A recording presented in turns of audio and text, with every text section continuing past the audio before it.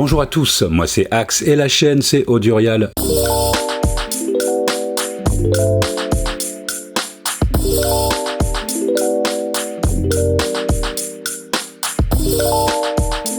J'étais tranquille en train de préparer une vidéo sur les greffons quand Akai a pris tout le monde par surprise en publiant une mise à jour du micro-logiciel embarqué dans les MPC. Une partie de la mise à jour est offerte et l'autre est payante. Aujourd'hui, on va donc plonger dans la mise à jour 3.6. On va d'abord explorer toutes les nouveautés gratuites incluses dans le firmware et ensuite on terminera avec le contenu du MPC ProPack, la partie payante et optionnelle. Vous êtes prêts? Alors on y va. Mais avant tout, un grand merci à tous pour les Super Thanks ainsi qu'aux adhérents à la formule J'aime ce que tu fais. C'est vraiment cool car c'est réinvesti direct dans la chaîne. Merci. Si vous souhaitez participer au développement de la chaîne ou simplement me payer un café pour me remercier, direction le bouton Super Thanks sous chaque vidéo. J'avoue, franchement, ça motive. Après une mise à jour 3.5 franchement frileuse, Akai frappe fort avec la version 3.6. De nouvelles fonctions gratuites enrichissent l'expérience MPC. Les demandes répétées des utilisateurs sont enfin comblées sur certains points. Et pour aller plus loin, Akai propose le ProPack, une extension premium payante, mais incluse automatiquement avec les MPC Live 3 et sans doute également dans les prochaines générations Gen 2, selon le fabricant, des One et X. Retour des signatures rythmiques, enfin, j'ai envie de dire, c'est donc la possibilité de modifier la signature rythmique globale avec impact direct sur toutes les séquences et les clips. On touche le champ dédié ici et l'on vient donc rentrer notre signature, par exemple 5/4. Comme on le voit, la métrique impacte le mode grid. On a bien 5 temps par mesure et notre métronome répond également à cette signature. Ça, c'est fait. Merci Akai.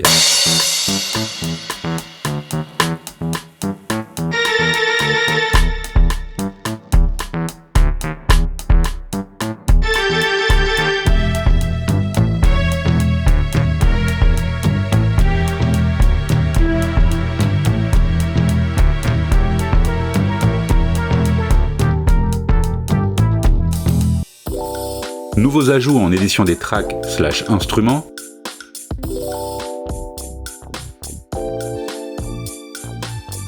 Un moteur d'articulation pour batterie, flamme, rolls et bien plus pour créer de superbes fills par exemple.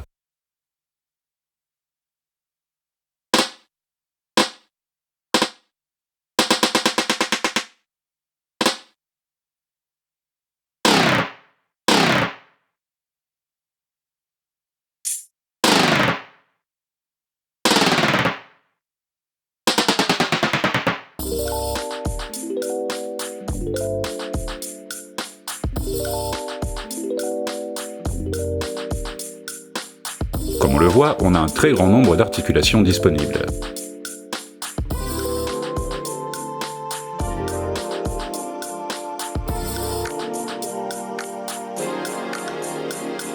Matrice de modulation à 32 cellules, hyper pratique à utiliser, bravo.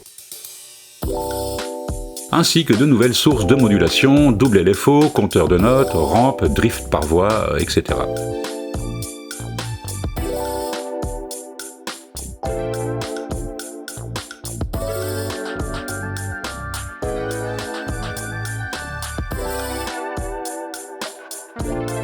Paramètres avancés, random seed pour produire une séquence aléatoire.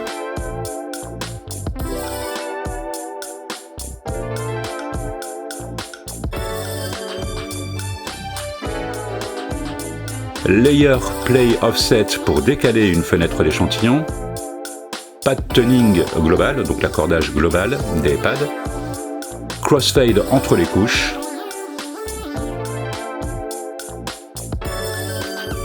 MIDI en mode drum, les pads sont assignables à des notes spécifiques pour contrôler du matériel externe.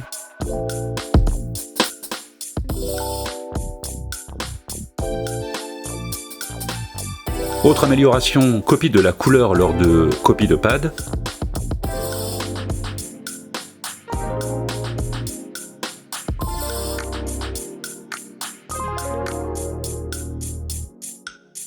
Automation par pas dans le step séquenceur, pour le coup j'ai pas bien compris car pour moi c'était déjà possible avant la mise à jour. En mode main, maintenir le doigt sur le champ séquence ouvre une nouvelle fenêtre pour renommer et choisir le track sélectionné au passage à la séquence suivante, vraiment utile notamment en prestation. Voilà pour les nouveautés gratuites. Passons au contenu du MPC Pro Pack. Le MPC Pro Pack apporte un ensemble d'outils puissants pour pousser la machine encore plus loin. Clip Launch, nouveau mode matrice de clips et édition de clips. Les clips avaient disparu depuis la version 3, alors les retrouver largement améliorés ici, notamment avec la matrice, ça fait plaisir. Mais devoir payer pour ça, c'est, comment dirais-je, une drôle de démarche. Surtout quand on avait déjà un mode clip que le fabricant a sciemment fait disparaître pour l'ajouter, certes plus complet, à un pack payant. Franchement, ça fait mal au derche, j'avoue.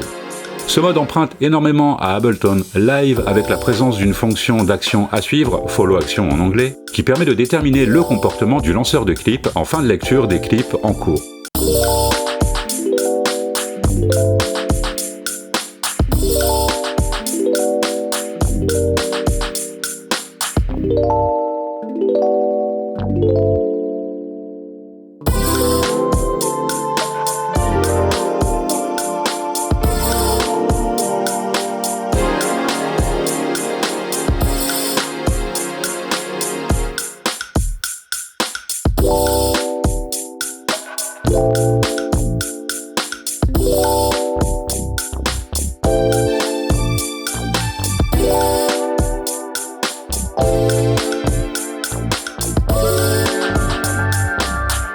On retrouve les clips en écran principal dans un nouvel onglet qui suit l'onglet Arrangement. Lorsqu'un emplacement est vide, le MPC nous propose d'enregistrer un clip.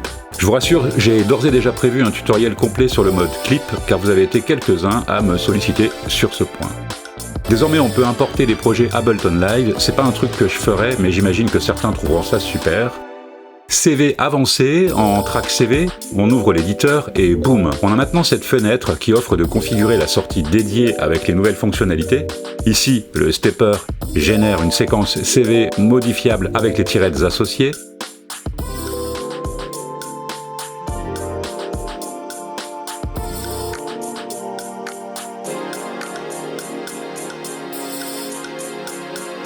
On trouve aussi d'autres types de modulation, rampe, 4 LFO synchronisables, 4 enveloppes, entre autres.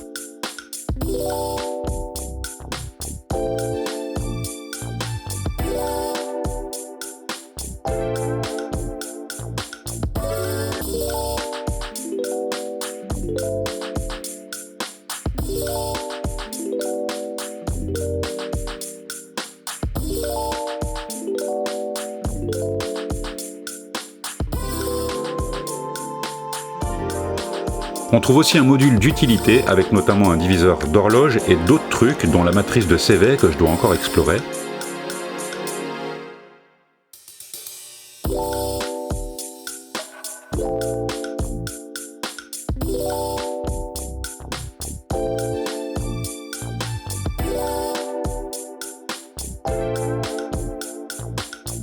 En écran Q-Link Edit, on trouve suiveur d'enveloppe, LFO et un crossfader que je n'ai pas encore testé, mais là encore, bien vu.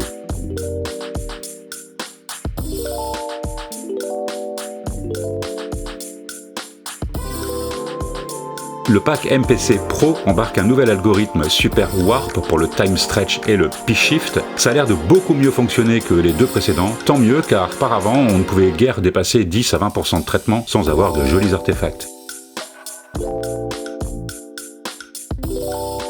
Plugin inclus,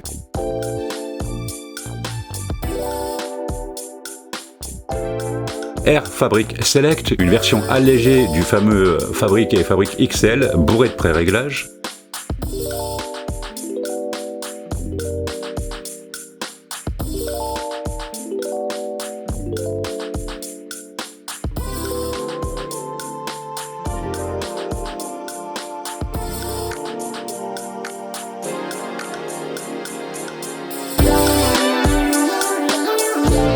Air Visual EQ4, j'adore. Enfin un EQ avec un analyseur de spectre. Il lui manque juste un coupe bas et un coupe haut pour être parfait.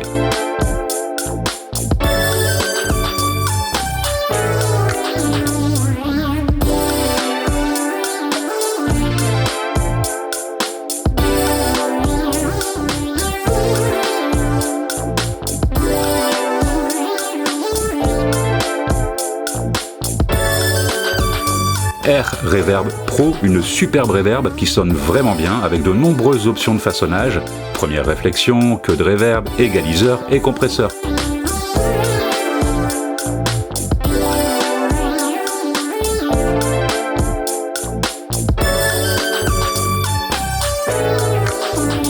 Bravo Akai, j'étais pas du tout fan de la Reverb R native, me voilà donc refait.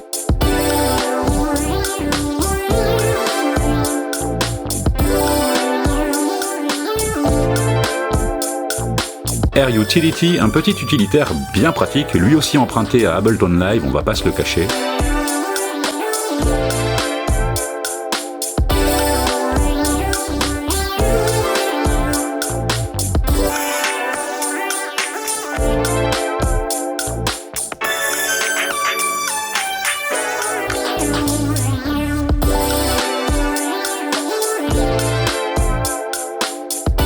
En conclusion, Akai rattrape le retard accumulé avec les précédentes mises à jour et comble les lacunes notamment avec le retour des signatures rythmiques, tant attendues par certains. Là-dessus, bravo.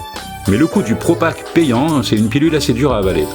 En effet, même si celui-ci ajoute un écran dédié au lancement de clips façon Ableton Live ou Akai Force, n'oublions pas que les clips étaient gratuits, que le fabricant les a supprimés les versions 3, et là, ils sont de retour en échange de thunes. Un mouvement franchement questionnable.